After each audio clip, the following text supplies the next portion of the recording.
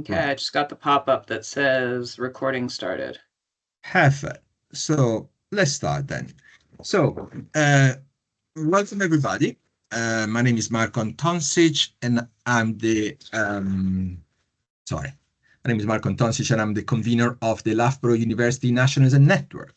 So today is a great pleasure to introduce Irene Bloemraad.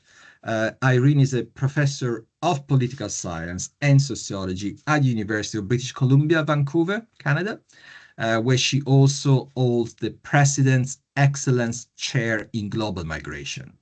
And at UBC, she also co-directs the Center for Migration Studies. Her work investigates how migrants become incorporated into the political communities where they live and the consequences of migration for politics and national membership. She has published more than 100 articles spanning sociology, political science, history, ethnic migration studies, and she has also co-edited and authored 5 books on citizenship, immigrant protest, and civic organization. So today she will offer a talk titled "What Does It Mean to Be American?" and cannot be topical than this in relation to what is going on nowadays in the US. How do immigrant origin residents claim membership in the United States? She will talk for about 30 minutes, and please note that the talk will be recorded. And I would invite everyone to please close their own cameras, close your own microphones, and when the Q&A starts, then more than welcome, please open the cameras if you want to ask the questions and briefly introduce yourself. So without any further ado, the floor is for Irene. Irene, microphone is for you. Thank you very much. All right. Well, thanks everybody for joining this virtual talk. It is 8 o'clock in the morning in Vancouver, so my day is just starting, I guess, as yours is slowly winding down if most of you are on London or European time. As Marco said, once we get into the Q&A, I'd love to see your faces because right now, as I'm talking, all I see is little circles with people's initials, which feels a little bit like speaking to the void. So I hope to be able to see you once I finish the presentation. This presentation draws on a few different articles that I've published over the last number of years. And at the very end of the presentation, I provide some of the references to those articles in case you're interested in learning more. I don't know entirely everyone's methodological and or theoretical background or their disciplinary background. So for those of you who are sort of immersed in citizenship immigration from a sociology or political science perspective, this might be old news or old information. For those of you who are not in those fields, I'm happy to answer any questions if I'm taking things for granted. But let me start. Let's just make sure I can do this. Let me start with theorizing membership through the lens of citizenship. So a lot of what I do is focused on this idea of membership. Who is a member of our society? And given that I'm a political sociologist, I'm particularly interested in the question of who is a member in our political community or political society. And probably the most classic way of thinking through membership is through the concept and the legal status of citizenship. And here are just a few iconic books largely in sort of political sociology, but also in legal studies with Linda Bosniak. And one of the things that these books have in common, and I would say the field of citizenship studies, especially within political science and sociology, has in common, is the way they think of membership is as a relationship between the state and the individual. Now, this probably doesn't seem particularly controversial, but as I hope to discuss with you, there are implications for how we study citizenship and membership. And I think that in some cases, this is a little bit of a narrow view. But if we take sort of the classic position, citizenship is about the state designating a particular legal status to an individual. There's a long history of theorizing citizenship. In the Western tradition, we can go back to Aristotle, the Roman Empire, the idea of property, the idea of political participation. And that has led to sort of this typology of what citizenship is. And so many of the books and articles on citizenship as membership will focus on legal status, rights, participation in some form, usually political participation, such as voting, and then identity as sort of an add-on. If you think of it this way, these four things don't have to overlap. And a lot of the discussion is where those things do not overlap. So you could think of sort of like the history of more inclusive citizenship in a sort of classic T.H. Marshall format, the movement from civil rights to political rights to social rights, from a feminist perspective, thinking about how women or racialized minorities might at some points have had a particular status but no rights, or in some cases, like in the United States, people might have had some rights, like voting rights, if they were white immigrants, but not even the legal status, which was the case back in the 19th century. But the discussion is really state, individual, and here's this typology.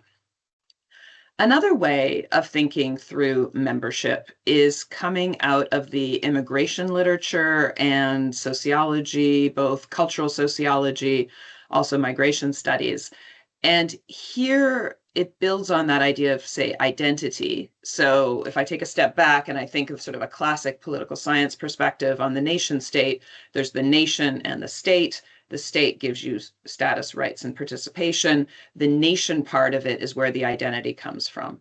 From an immigration perspective, people often talk about when do immigrants become part of that imagined community of the nation? When do they identify with the nation? And so it could be both inward, when do I identify as an American? It can be outward in terms of when do other people identify me as an American? And a lot of that literature has this in-group, out-group perspective. And you also see this in anthropology or in social psychology with in-groups and out-groups. And so the basic idea is there's an in-group, immigrants are the out-group, and what are the boundary drawing mechanisms that allow the out-group to become part of the in-group? Boundary drawing can be sort of brought back to Frederick Barth's work about how ethnic differences are perceived and become sort of made harder, let's say. But also people like cultural sociologist Michelle Lamont. And then in the perspective of immigration studies, Arie Zolberg, Writing with Wound back in 1999, and Richard Alba back in 2005, so quite a long time ago, we're talking about this boundary perspective. And then within that perspective, from a comparative lens, what makes that process of going from being an outsider to an insider different across countries? And so here we see a lot of comparative scholarship where, is it the case that race is more important in the United States as a marker of inside and outside, whereas maybe religion is a more important marker in the European context? And so there's this sense that there are these boundaries, and we want to know how fuzzy the boundaries are, how bright they are, how high they are, whether they shift outwards, whether they contract inwards. And so this is the kind of metaphor that we would use to talk through membership. All right, that's the theoretical background a little bit. Now I just want to touch on how this implicates the methods of what we do, because I want to give a pitch for thinking a little bit differently, not only on the concept, but also on the methodology. So within political science in particular, a lot of the research on nationalism and things such as whether people feel like they're American or French or German, or whether others perceive them to be American, Canadian, Dutch, is based on survey research. And so these would be things like the European Social Survey, the General Social Survey, the World Values Survey, et cetera, et cetera. And here what often happens is it's sort of, because it's survey-based research, there's sort of this deductive logic where the idea is, what are our theoretical ideas about national membership? Well, there's a whole body of research that talks about national membership as civic identity. So, you can think back to Rogers Brubaker's classic comparison of Germany and France. Now, we might dispute whether that account is correct, but this idea of some countries have much more civic notions of identity, which would then make immigrants much more likely to be members, is very widespread. And so if you have a civic version of a national identity, which is about values, valuing the Constitution in the United States, the way of government, feelings of loyalty and attachment, then what you do is you'll ask survey questions like this one, which is extremely common in nationalism studies. So for those of you who use survey data, within the field of nationalism studies, I'm sure you've seen these questions, right? So the question, and this doesn't just have to be American, this can be, like I said, French, Canadian, Dutch, Portuguese, etc. So the question is, some people say that the following things are important for being truly American. So they're really trying to get at a little bit of a harder sense of American. Others say they are not important. How important do you think each of the following is? And then depending on the survey, it's usually like a 1 to 5 scale or maybe 1 to 10. And then people have to say, is respecting American laws really important, somewhat important, not important, not at all important to being an American?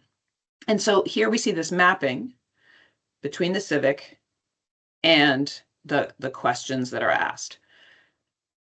Of course, in sort of the classic ethnic versus civic comparison, an alternative way of thinking of national identity and membership is through what we might call a scriptive identity, things that you cannot change or change very, basically almost don't change. So these would be markers such as your birthplace. So if you were born in a particular place, that necessarily excludes immigrants because immigrants are not born in the country where they live. Your religious background. Does being American mean that you're Christian, your ancestry, your race? And so these same surveys, the General Social Survey, the World Values Survey, the European Social Survey, they have questions where they ask people, how important is it that someone is Christian in order to be truly American? And then there are some ambiguous markers that are also asked on these surveys, things like, what about speaking English? And I call it ambiguous because in one way you can consider language to be civic because people can acquire new languages. So it's not ascriptive in that if I didn't learn English as a child, I'll never learn English in the future. But at the same time, having the language capacity is sometimes used in ascriptive ways. So in the US context, back in the 90s in particular, people were told, to speak white or speak English. And so there was an overlap between using English language ability as an ascriptive or ethnic marker. And you can think also about how accent might play in a role. So language ability can either be considered civic or ascriptive, sort of shifts in context. All right, so this is sort of one standard way of approaching nationalism and membership that you see quite regularly in the literature. Okay, that was a lot of background, but think about the tools we have in terms of concepts like citizenship, city, like state, individual, concepts like boundary crossing, and then these kind of survey mechanisms. What I've been doing in my work is slightly different. And so I sort of want to highlight, what builds on and what departs from the previous work. The first thing that I've been doing in my work is I've been making the argument that for immigrants especially, but beyond immigrants, we need to think about membership not as a typology or some kind of static relationship between the state and the individual, but we need to think about it more as claims making. And so, drawing on the idea from the boundary literature and the boundary drawing literature, that this is a dynamic process. This is not just the things that are written into law, the rights that are written into law, the legal status.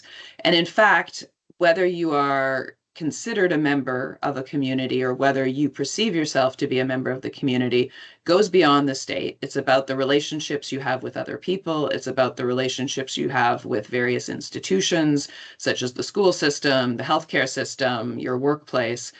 And then when you are in those relational dyads or sometimes triads or multiple relationships, people are making claims on their legitimacy, on their deservingness to membership. And I think we need to study that in order to get a good sense of what actually makes somebody a member of a community, and especially a political or national community.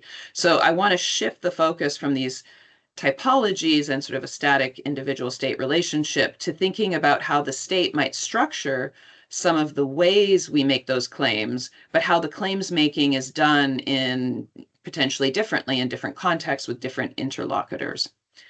The second thing that I want to do conceptually, and this is really in response to the boundary making literature, is that literature tends to talk in dichotomies. So it often thinks about, what might make a boundary in one country versus another, what might be a boundary for one group of people versus another group of people. But it focuses on a very few number of boundaries, and there's an implication that the boundary is crossed in a dichotomy. You're either in or you're out. And what I would like to do is I want to change sort of the way we think about this to, first of all, acknowledge that there's a multiplicity of ways in any country that people can claim to be a member or claim belonging and claim deservingness in terms of their political membership and their sort of part in the community. And then also, it's not so much as about in and out, but it's about gradient positionality. So often there's sort of this prototypical imagined citizen or member or national, and then people sort of are closer or further away from that prototypical person, and they can move between different types of claims. And I'm going to get into, the types of claims more. But I want to sort of shift away from this dichotomy of in and out, in group, out group, to think about, there's lots of different claims that are being made in terms of my membership, and how do those interact? So that's theoretically what I'd like to do. Empirically, the research that I'm going to share with you now looks at interview data, so in-depth interview data that I collected quite a while ago now, actually, in the San Francisco Bay Area. So we did interviews with US citizen-born youth, so young people, over 90 young people who were recruited through schools and purposive sampling. So this is a non-probability sample in the cities of San Francisco, San Jose, Richmond, and Oakland, California. So this is just the area that rings the Bay Area. Prior to being at UBC, I was at UC Berkeley, and so that was a convenient location to do this research. And then we also interviewed their parents, so the parents of these young people who are US born, and the parents had different legal statuses. We had almost 100 parents. Some were undocumented, some were legal permanent residents, some naturalized, and a few, only 4, were US born. And we did 2 phases of interviewing and had variation in national origins of the people we interviewed. So we first interviewed Mexican origin families, and then after that, we interviewed Chinese and Vietnamese origin families. And you can see, as I said, that these interviews were quite a while ago, and I'd be happy to discuss during Q&A, the degree to which these findings continue to the present or might be changing. In these in-depth interviews, the focus was on the political socialization of immigrant families and the degree to which parents were teaching kids or kids were teaching their parents about politics and civic life. My talk today is focused on just a few questions that were near the end of the interview protocol. And these were questions that we asked about citizenship, legal status, naturalization, and also questions about being American, being a hyphenated American, like Mexican American, Asian American, Vietnamese American, and people's ethnic ancestry and their pan-racial identity. So the questions were common across all the interviews, though slightly different wording sometimes. And these were semi-structured. So I have no idea how many of you do semi-structured interviewing, but the goal here is really to allow the people that you're talking to have a broad ability to define their own terms, their own ways of thinking through this. So different than the survey approach where you're trying to put people in boxes in order to be able to do quantitative analysis and do comparison. Here, the idea is very much trying to be more open to see what arises from the ground. So an inductive approach to the research. I'm going to give you an example of how I went through and did the coding of these in-depth interviews, partially to give you a sense of the richness of the data and the way that I thought through the conceptual analysis of the data, and partially to show you that very question about multiplicity and sort of the variety of claims that are being made, because I think this reality of multiplicity gets lost in survey research because the very point in survey research is to be very direct and exact. So this is a section of an interview that was over an hour long. So it's only a short little section. I is the interviewer, R is the respondent. This is a young man of Vietnamese background, born in the United States. And he is still in high school. I think if I'm remembering correctly, he was about 17 when we interviewed him. So this is a lot of text, but let me sort of quickly go through what he says. So the interviewer asks, "Do you think of yourself as American?" And then he responds, "Asian American, yeah, I guess. I just tell people I was born here. That's about it. I don't really think there's a benefit of saying I'm Asian American.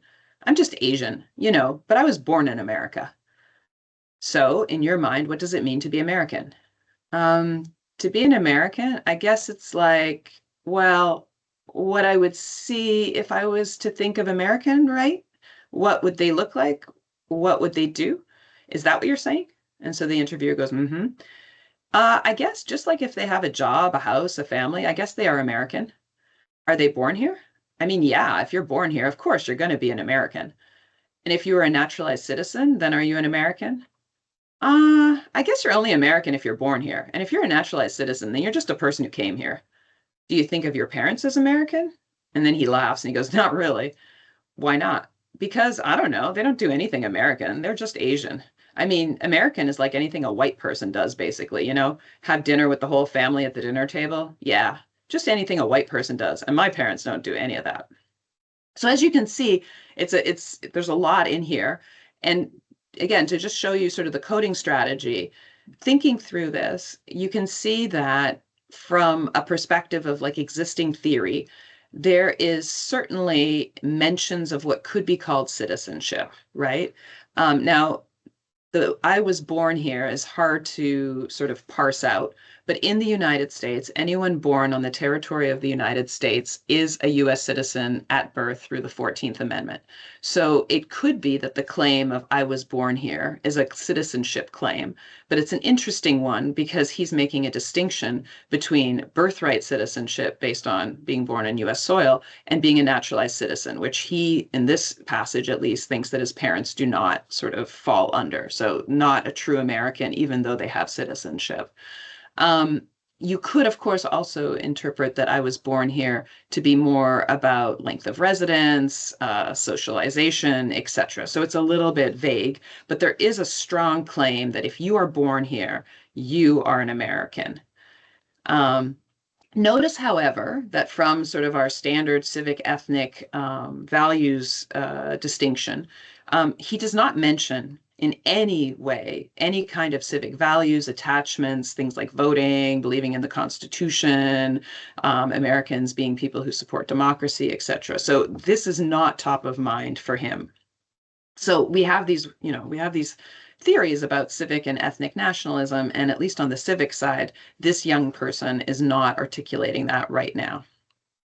The other thing, of course, that really pops out, I think, is the race language, right? So he is very clearly making a distinction that, yes, he was born here. So, yes, you're going to be an American because you're born here, but that he's also, I'm just Asian. And he won't even, identify as Asian American, it's like I'm Asian. And then he says at a number of different points that, at least in his mind, it seems that the prototypical American is a white person, and that what you look like is important. So we see the importance of race, phenotype, physical appearance in these articulations of Americanism. And we also see, which is interesting, that he does not mention religion. And again, I'm happy to talk about this in Q&A, but the groups that we looked at were largely Christian groups. So most were either Catholic or Protestant, with some people being Buddhist or having no religion whatsoever. So it could have been a very different conversation if we'd had someone who was more of a religious minority. Then, so those things were sort of deductively, like based on the literature, ethnic, civic, what do we see? One thing that popped out, and it wasn't just in this interview, it was across many of the interviews, is that people talked about being American also in what you do. And so this young person said, being American is what you look like, but also what you do. And then, he articulates have a job, a house, a family, and then talking about his own parents, he separates them from being American because they don't do things that are American, which he claims is having dinner with the whole family at the dinner table. I think in reality, actually, many white Americans don't have dinner with the whole family at the dinner table very frequently, but this is the perception of the prototypicality of Americanness. So there was a host of non-civic behaviors, non-civic markers that came up in the interview transcripts again and again and again. And sort of as we went through the analysis and as I was reading through these transcripts, there was also a distinction between the cultural behaviors and markers that people talked about when it came to be American and the economic behaviors and markers. And I underscore this because in the survey-based research, a lot of our instruments for nationalism don't tend to be updated. So we use the same questions we've used in previous years for very good reasons, because we want a longitudinal analysis or we want to see how things change over time. But economic behaviors, economic markers are an interesting aspect of like nationalism and who might count as a member of a society, including a member of a political society, that I think we need to look at more. And then the cultural behaviors and markers as well are interesting. Okay, so that was a very long analysis of a single little bit of a transcript. Let me now back away and give you some overviews across the 190 interviews we did. So when people were asked, how would you describe a good citizen in the United States? And sometimes the word good was used, sometimes it was just citizen. The most common answer we got was about law and order. So again, not about civic values, not about some kind of cultural attachment or cultural manifestation. It was answers like this one. So this is from a Mexican immigrant who says, I think that the most important thing is not to cause problems, not getting into drugs, not driving drunk, being a good person. Like I tell my children, you shouldn't be on the streets, you shouldn't be painting things, using drugs, all of selling the drugs. For me, they have to behave well, not bother anyone, because some people sell drugs, get drunk, bother other people, cause problems with the police. To me, that is not a good citizen. And one of the things that was striking is this law and order answer was said by multiple people, and notice that it's an absence of action. So it's not a participatory notion of citizenship. It's not like we're going to be doing voting, protest, talking to others, cleaning up the parks, but it's more like we're not supposed to do these things. And I'll get a little bit more into maybe variation across the interviews, but this was a very common type of answer. To be a good citizen means to follow the law and to prevent negative behaviors.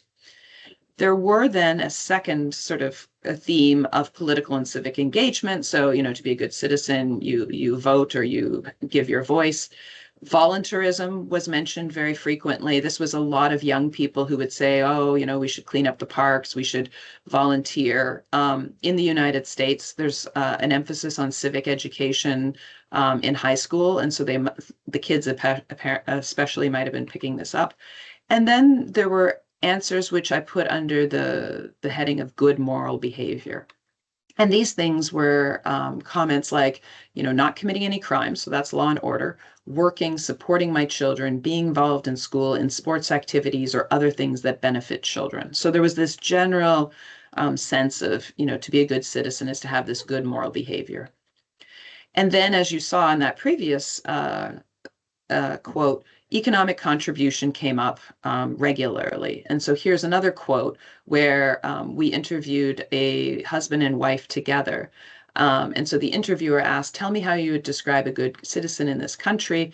The wife responds, someone who works, pays taxes, doesn't steal, has a driver's license, car insurance, medical insurance, up to date, everything is paid. So you see sort of this very economic sense of what it means to be a good member of the community. The husband then says, get involved in the community, the problems of the community. The wife then adds on to talk about good moral behavior, being a good father, being a good mother, getting involved in all the programs for the education of their children. And then they answer the question by sort of contrasting it to a bad citizen. Bad citizen is someone who takes advantage of social benefits, even if they don't need them, doing things that shouldn't be done, selling things that they shouldn't, not worrying about his neighborhood, not worrying about what happens to his family. I should note that for some of the people we interviewed, they were either living in poverty or working class. And so some of them were living in pretty downtrodden neighborhoods in Oakland and Richmond in particular. And so the sense of crime in the neighborhood was part of the theme around both law and order and good moral behavior.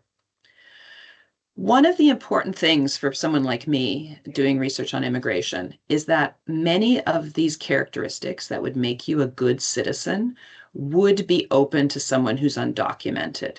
And so I think this is really important because this allows undocumented immigrants to make claims to being a citizen or an American based on their ability to follow law and order, to have good moral behavior, to make economic contributions. So the way the immigrants are articulating the behaviors that make you a good member are ones that allow them to actually make claims on good citizenship, even if they don't have that legal status. And so I think this is why the claims-making perspective is very useful when we're doing this kind of research.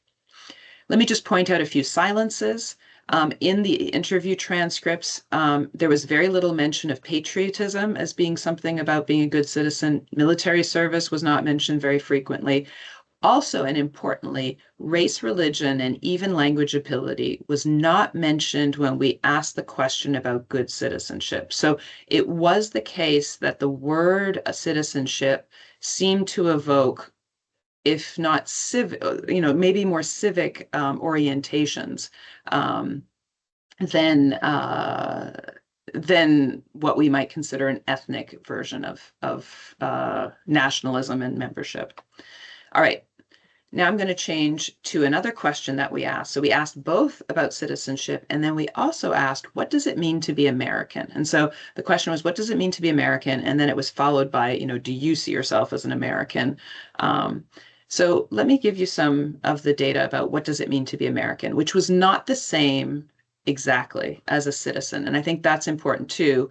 I don't know about everyone listening in here, but in other presentations I've done with Europeans, I think people are sometimes surprised that being American doesn't necessarily mean being a citizen, and those things can be somewhat different. The American is certainly picking up a little bit more of an ethnic notion of membership. So the most common answer about what does it mean to be American did solicit standard political civic engagement. Being American means participating in our society, voting, etc. But the second most popular type of answer was about culture and ability to speak English, either ability in general or even questions about accent. And then also language around race, which you've already seen, but again, not about religion. And so, here's one example. This is a father who is a Vietnamese immigrant, and he's talking about his US-born children. And so the children are US citizens. And he is explaining, and this is translated from Vietnamese, he's explaining, I tell them all of the time that you were born here, okay, but you will always be Vietnamese. Even if you have American citizenship and you speak English, you are still Vietnamese. So you can see how he's drawing those boundaries between American citizenship, speaking English, as sort of markers of a particular membership. But he's saying, despite that, you're also still Vietnamese. They don't look like Americans. Their bodies, they don't look like Americans. Their minds, the way that they think, there is no way that they are Americans. You know, the culture, from the things that we eat to the different ways in interacting with me, everything. American boys, they cuss and they yell at each other when they get mad at each other. But my boys, they were raised the Vietnamese way and they know better. And so in this case, this father thinks that the Vietnamese way is superior in a number of different ways. And he's really drawing that distinction then that, you know, you might be American on your citizenship and you speak English, but you're not American in terms of your phenotype and even in your cultural habits. And so what's interesting here is that American can be closed even to citizens. And so this is why I think it's interesting to play with how people articulate citizenship as a membership category and how they articulate Americanism as a membership category. And, you know, I don't know the extent to which you would be able to do this in the UK, talking about being a UK citizen versus being British, for example, or maybe even English, which might even have more of an ethnic marker. Or, you know, we could imagine UK citizenship and being Scottish, or having, you know, Dutch citizenship and being Dutch. Some of this might be a little bit difficult depending on the language, but at least in English, citizen and American is evoking slightly different things. All right, so what does this mean? I'm going to start wrapping up. Going back to sort of where I started in terms of claims making, it was pretty clear from the interview data that the way people make claims is based on who they are, so ascription, your race, for example, what you believe. There were questions about values and identity. But then what was really important was what you do. And so there was a lot on action. And I think this is underappreciated in the existing literature when we talk about these civic and ethnic differences. A lot of the things that people raised were everyday behaviors, how you interact with your family, you know, what you do in the economy, how you are in terms of following the law or taking care of your neighborhood. And so I think we need to put a lot more emphasis on the way people are making claims on membership by what they do, not only what they believe or who they are. And then let me just highlight a slight difference between the Mexican origin respondents and the Asian origin respondents, or the Chinese and Vietnamese origin respondents. The Mexican origin respondents were more likely to talk about this good moral standing. And they actually use that phrase explicitly, which is also in US immigration law. And I'm happy to talk more about that in the question and answer. But I think it's very revealing that people who had sometimes less than a high school education would explicitly use this term of good moral standing and then talk about things like no criminal record, complying with taxes. This person implicitly and basically almost explicitly is articulating a number of characteristics that you need to have in the United States in order to adjust your status from undocumented to something else. So there's this community-wide and individual knowledge in some cases of like membership determined by what the law says around immigration and citizenship. In contrast, the Chinese and Vietnamese origin respondents were much more likely to talk about their distance from being American through cultural language. So in the Mexican origin group, there didn't seem to be as much cultural distance from mainstream Americanism. And that might be because these interviews were taking place in California, and California has a rich history of sort of Mexican American and Latino culture.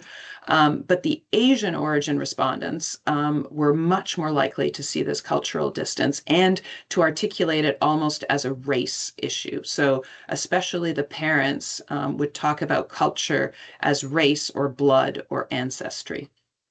And I speculate in at least a few of the things that I've written that the difference might lie in the fact that in the United States, those of Mexican background have been racialized through the lens of illegality, of being undocumented, whereas the Asian origin respondents have been racialized for over 150 years as sort of forever foreigner. So even when they have citizenship, there's still the suspicion that they truly are foreigners. And we can think back to the Chinese Exclusion Act, we can think back to Japanese American internment, and then all the way to the present in terms of President Trump's first term when COVID was called was articulated as being a Chinese virus that was being imposed on the world. And so to sort of wrap this up, I want to get back to this point that when it comes to theorizing membership, thinking about nationalism, thinking about who can claim to be American, who can claim to be a member, there are many, many different types of claims that can be made. So there's the who you are, what you believe, what you do.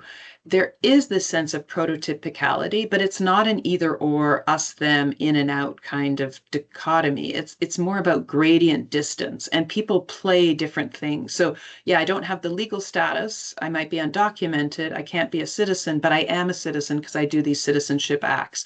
Or I was born in the United States. Yes, I am an American, but at the same time, I don't look like an American. And so I'm not quite an American. And so there's this gradient movement back and forth. And I think that this actually might be an interesting place for us to do research when we think about the power, or lack thereof, of making claims on citizenship and Americanism.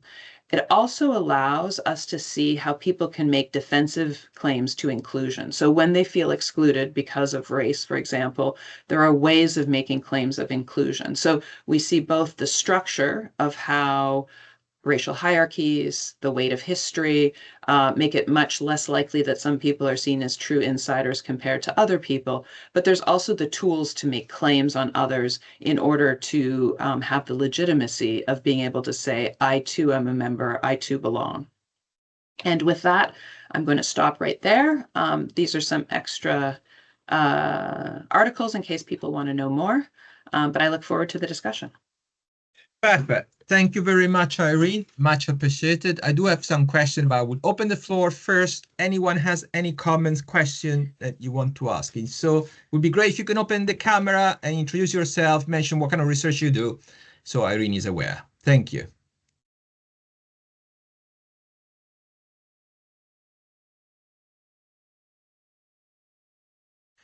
Right, because we don't have much time. Let me start because I don't see anyone. Let me. Oh yeah, okay. There's some hands up.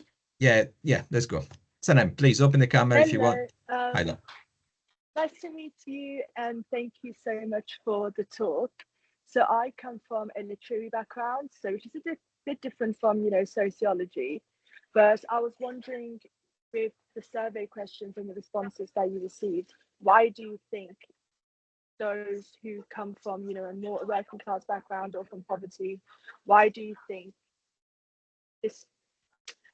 there's more of an importance on being a good moral citizen? Do you think there's, a stigma, stereotype attached, and they've internalized that stigma? If you're from a working class, if you're from a poorer background, you're not as good of a person, as good of a citizen, so they're trying to uphold their goodness, if that makes any sense. Yeah, that does make sense. Sorry, Irene. Let me, because we don't have much time, so I would like to see if there's other questions. Can we wrap the questions together? If there is some other questions, please. Anyone has some other questions? Varun, yes, please go ahead, Varun. Hi, I'm a political theorist, and I guess I'm going to do my typical instrumental use of empirical data. But I was a bit struck when I saw your data, and I thought, oh, this is quite limited in ambition from these interviews, because I just thought that perhaps instead of wanting to be a good moral citizen and get their status, they might also want to reconstruct ideas of what it means to be a prototypical citizen. They might want to make sure that racial minorities can also be an American, as it were. And I just wondered whether there was anything in your data that pointed towards that more radical ambition, perhaps, than perhaps you were able to say, because you only have a limited amount of time. Thank you. Thank you, Varam. Is there a third question? Then we can go for answers, and then we can do maybe a second round. Anyone want to ask a question to Irene? Sorry, someone is talking, but yeah. Yes, please, Irene, you can go ahead. Okay. In terms of the working class, the idea of respecting the law was said by a fair number of people. So even people who were living more middle class lives would talk about respecting the law. But people who were more working class or were poorer tended to live in areas which were more crime-ridden. And, this is just a function of what kind of housing you can afford, especially in an area like the Bay Area. So I don't know how familiar people are with the San Francisco Bay Area, but like much of the United States, there's huge inequality, right? So you have the really, really rich people who have made money in technology or in finance or other things who live in absolutely gorgeous houses and wonderful areas. And then you have people who are living in, I guess, ghettos with like lots of gun violence, lots of danger, lots of drugs. The people who are living in the second type of neighborhood, those disadvantaged neighborhoods with lots of crime, what they were sometimes doing, and this is hard, like this is me interpreting the data because they were reluctant to say this, but they were also trying to distance themselves from African Americans who were living as their neighbors, who they perceived to be doing these bad behaviors. And so in some ways, not everybody, but some people would be looking in Oakland and Richmond, and they would be seeing vandalism, they'd be seeing drug deals, they'd be seeing sort of the underbelly of American urban life. They would associate it with African Americans. And then they were making a moral claim that, even if I'm undocumented or I'm not a citizen, I'm better than those people because I'm law abiding, I take care of my family, I'm not drunk in the streets. And so this is where it becomes hard to be an analyst because they never said it explicitly. Like they're not like we're better than the Black people. People are socially astute enough to know that is not maybe an appropriate way of expressing yourself. But there was certainly a distancing that was going on. But in addition, and I think this is what you were maybe getting at, is that there was also this sense that the Mexican community in particular was being racialized as illegal. And the illegal was not just about legal status, but it was also about being, in the current US president's terms, Mexicans are rapists and drug dealers and et cetera. And so there was also this moral attempt to be not that stereotype in terms of like, we are law abiding, we don't do drugs, et cetera, et cetera. So there was both the distancing from these other Americans, and then we're a little bit better, but there was also a distancing from the racialized trope of illegality and sort of doing that. And that's why you didn't hear it quite in that relational way with the Asian origin respondents. So Asian origin respondents would also say law and order, but they said it in a general term. They wouldn't be that specific about, it's not about being drunk on the street, it's not about doing this vandalism, etc. So there was a distinction about how sort of close it was at hand and how much detail people gave. In terms of the second question, whether there was a creation of a new ideal or a new type of membership, yes, there was absolutely moments of resistance or recreation or attempts to sort of re-articulate things. But they would come in like the same conversation or transcript as also reinforcing some stereotypes, right? And so I think this is why the in-depth interview material is so powerful, because you can see that people can hold 2 opposing, 3 opposing, 4 opposing ideas in their head at the very, very same time. The resistance for the parents tended to be more on the language of we're good people, in the ways that I just spoke about. We're good people, we follow the law, we work hard, we're good people. The children were more likely to call on their US citizenship birth, which is not really a reimagining, but to call on multicultural or diversity narratives to re-articulate who counts. And so they would say things like, I was born in this country. People don't necessarily see me as American, but I am American because America is about diversity. It's about multiculturalism. It's about many, many people from many different places coming together. So there was that. That did have a lot to do with sort of people's education or their potential educational trajectories. So the ones who were on an upward trajectory going to like more selective colleges were more likely to use that kind of pro-diversity language to claim their place in the country, whereas those who were not on that trajectory were somewhat less likely to do that. But, I say this in generality because we only had 94 young people that we spoke to, non-probability sample, et cetera. But there did seem to be a difference in whether people appropriated the language of diversity based on sort of where their educational trajectory was going. The one thing I would say is that there were a few people, often people who were either undocumented or who had parents who were undocumented, who rejected Americanism or citizenship altogether. But there were very few. And so they made more what we might call a human rights claim. So it would be like, I don't believe in this language. I think, citizenship is wrong. We're all human beings. We should, we should all be, I don't remember exactly the wording, but it was like, we're all human beings, citizenship American, we're just all people. And so they would resist those kind of labels altogether, but they were often the people who were in the most precarious status. That's great. Thank you very much. Can I ask if there's some other questions? Second round for questions. Thank you, Irene. Thank you for for the questions.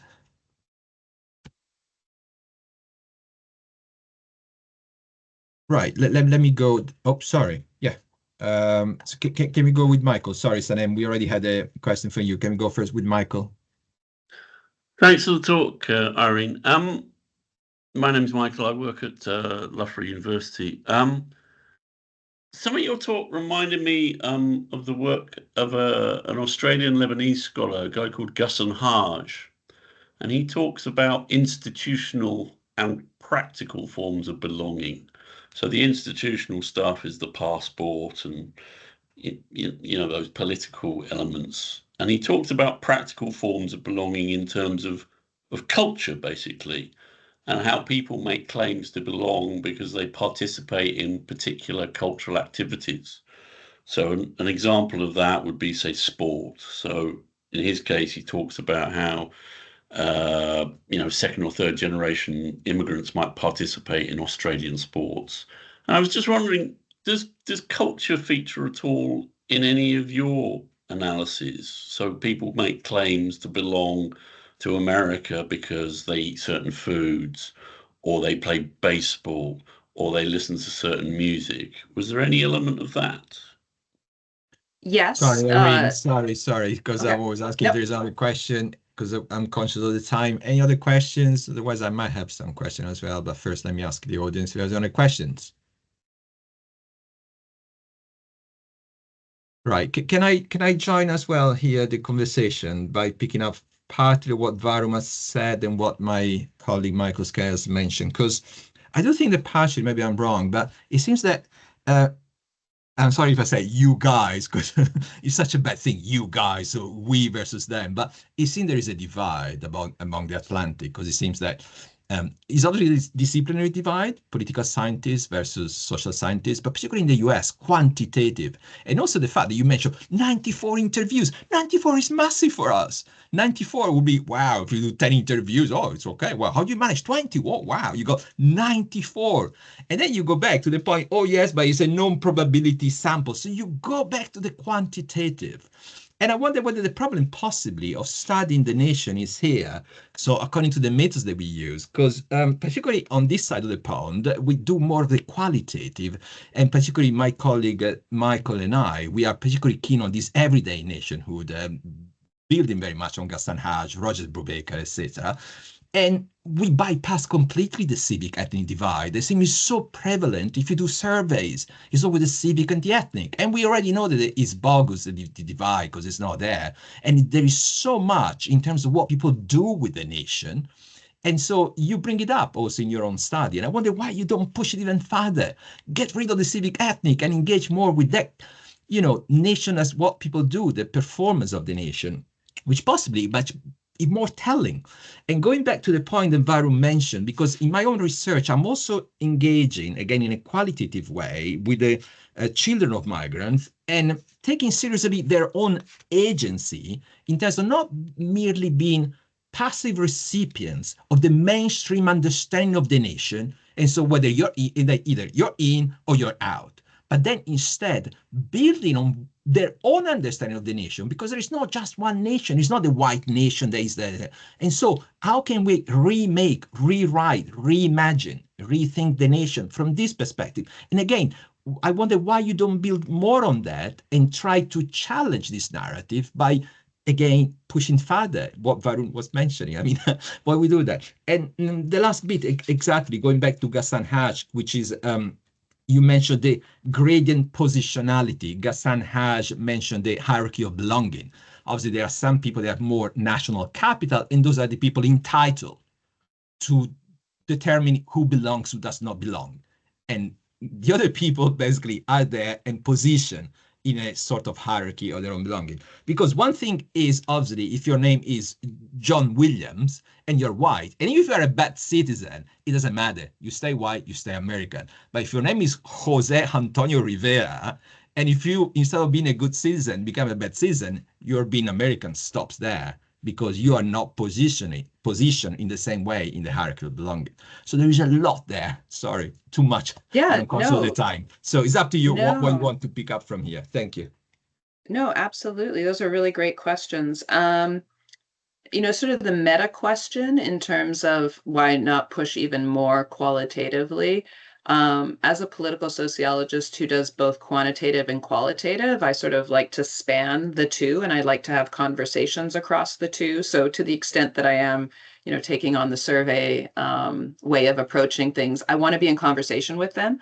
And so I don't want to completely say everything you do is wrong and, you're all out to lunch and we need to do it this other way. So that might be a reflection of sort of my disciplinary and geographic location in terms of what I do. And I would say that if I were to push this further, I think it would be really useful to do ethnography, which I don't do. So I do in-depth interviews, but I do not do ethnography as a sort of general methodology. But I think exactly what you were saying, both Marco and Michael, is I would find it very interesting to see how people are trying to make these claims to everyday belonging, everyday membership, say in a school, versus in the workplace, versus in a hospital, versus thinking about how different institutions call on different grammars potentially, or different vocabularies of who belongs and in what way. And how do people signal it, right? Because all of what I have is verbal language. But, as I'm sure both of you have done in your own research, or at least been thinking through, like there's all kinds of other signaling, and some things we can control and some things we can't control, right? So we can't really control the color of our skin, but we can control the way we dress potentially. And so like, what are the choices made about how you dress in one situation versus another situation? And so I think this way of thinking through it definitely leads to that. And I haven't done that research. In terms of the culture question, I think I hinted at this. The Mexican origin individuals felt less distance from what we might call Americanism. And that might be a function of the fact the research was done in California. So people who are of Mexican background would say, you know what? I like to eat tamales, I like mole, but I also eat hamburgers. And, being American means that you can eat tacos.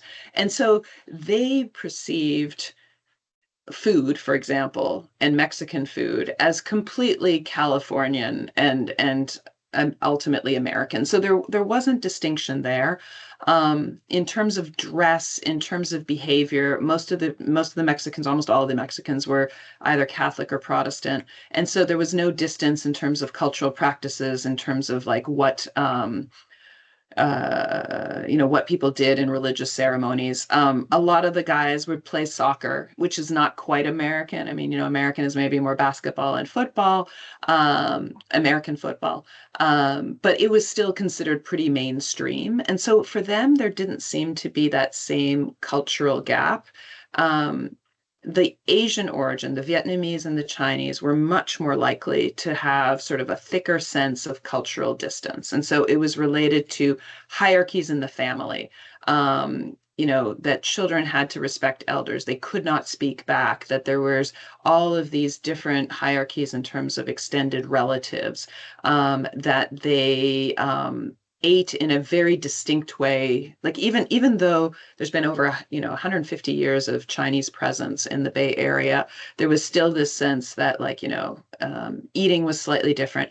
But the children had a very thin sense of what American culture was. And I think this also just reflects the thinness of American culture, where it was the stereotypes, right? It's like, well, I'm not really American. We don't eat hamburgers, but I do wear blue jeans. And so it was these really, I would say almost like superficial ways of thinking of what an American is. And ones that are very accessible. So it was very accessible for people to say, yeah, I wear jeans, I'm American. I like hamburgers, I'm American. I listen to rap music. And so there was like some people who I hate rap, and so I'm not American. But there's lots of Americans who don't like rap. So the what counted as culture, especially for the young people, was somewhat of, I would say, a stereotype of what is American. That doesn't, but I think that sort of speaks to the idea that there's this prototypical what's supposed to be American, and then where do I stand in relation to it? That doesn't mean, and I'm trying to address this idea of change. That doesn't mean that people weren't also able to articulate, well, that's not the only way to be American. And so people would also say, mole is American, and so there was this tension between my stereotype of what American is and sort of how I imagine American. And the family whenever people brought up family, that was particularly interesting, because there was this almost 1950s belief in being American as this Leave It to Beaver. I don't know if people have ever seen that show, but it's this very stereotypical 1950s show of mom and dad and the children and living in a middle-class white household and everything. And this idea of white Americans eat dinner every evening. We don't do that. Or alternatively, there would be, I guess, a negative stereotype on American family culture, like the Vietnamese father that I pointed out, where it was American parents can't control their children. American parents teach their children to, swear and speak back to the parents. That is so bad. I don't want my children to be American. And so there was a notion that family life was different. But it was hard for people to articulate those kind of things. I could go further, but I think I'll leave it at that for the moment. Yeah, no, I do appreciate also, because you're unconscious of the time.